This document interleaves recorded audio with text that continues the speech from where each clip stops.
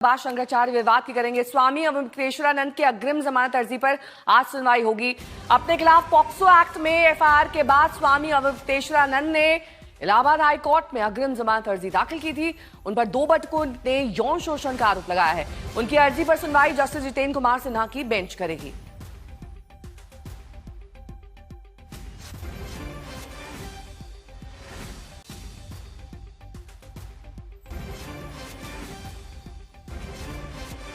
जो वो समय कह रहे हैं, अब देखिए अभी ये सब फैक्ट की बात आ जाएगी, तो अब फैक्ट हम पब्लिक में कहें कि कोर्ट में कहें। उस समय हम वहाँ उपस्थित ही नहीं थे, तो कहाँ से वो हमारे पास पहुँच गए, कहाँ से हमसे दीक्षा ले ली, क्या कर लिया, यही सब प्रश्न है।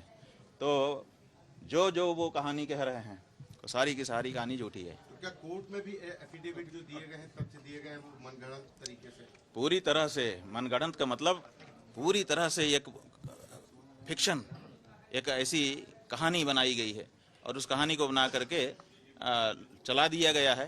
तो वो बच्चे बेचारे, पहली बात तो ये है कि जितना सिखाया पढ़ा गया है उतना बोल रहे हैं, उतना ही सिखाया पढ़ा है। उनको क्या पता कि कौन सी चीज़ कहाँ है, आप लोग तो पकड़ लिए।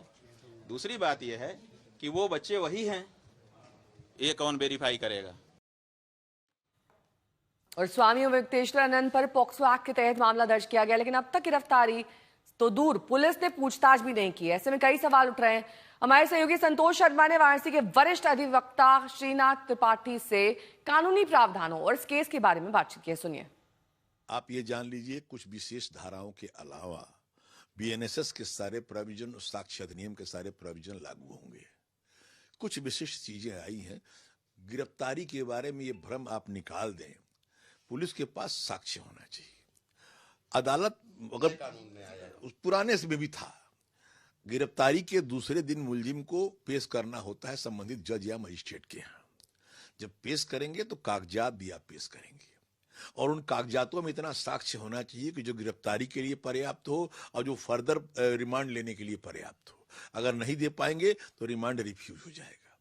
अधिकारी उससे डर रहे हैं कि हम साक्ष्य लेकर के गिरफ्तारी करें और साक्ष्य लेकर अदालत में जाएं। हाई प्रोफाइल मामला है, मानेगी नहीं हिंदू जनता, यहाँ की देश की सनातन जनता नहीं मानेगी, वो खड़ी हो जाएगी। आशीष श्रीवास्तव मेरे सहयोगी जुड़ गए हैं तमाम जानकारी के साथ। आशीष, जिस तरीके से श्रीनाथ जी बता रहे हैं, क्या पर्याप्त सबूत पुलिस के पास मौजूद हैं गिरफ्तारी के लिए? बिल्कुल नेहा, देखिए सबसे बड़ी बात है, पॉक्सो कोर्ट में जो बयान है वो 164 का बहुत महत्वपूर्ण होता है। अगर वो किसके खिलाफ दिया गया है, और दूसरा सबसे बड़ी बात है जो मेडिकल रिपोर्ट्स हैं, अगर वो बयान दे रही है, एक तरीके से साबित कर रही हैं, तो इससे बड़ा साज पॉक्सो में कुछ भी नहीं हो सकता है। और सबसे बड़ी बात है कि जो एंटीसिपेटरी बेल के लिए जिस तरीके से पहुंचे हैं हाई कोर्ट में, तो वो उसके लिए आप पहले से खुद एक तो स्वयं जाना चाहिए, ना कि किसी अपने शिष्या को नाम से एंटीसिपेटरी बेल फाइल किया जाना चाहिए।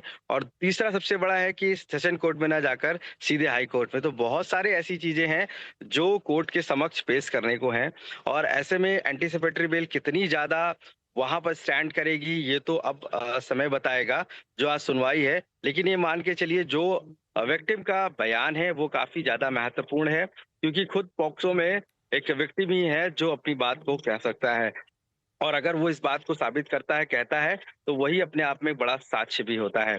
और तीसरी सबसे बड़ी जो मेडिकल एग्जाम, तो कहीं ना कहीं इस पूरे मामले को लेकर अवधेश्वरानंद स्वामी की जो अर्जी है, जो कह सकते हैं एंटीसिपेटरी बेल की, वो कहाँ तक स्टैंड करेगी ये तो कोर्ट बताएगा।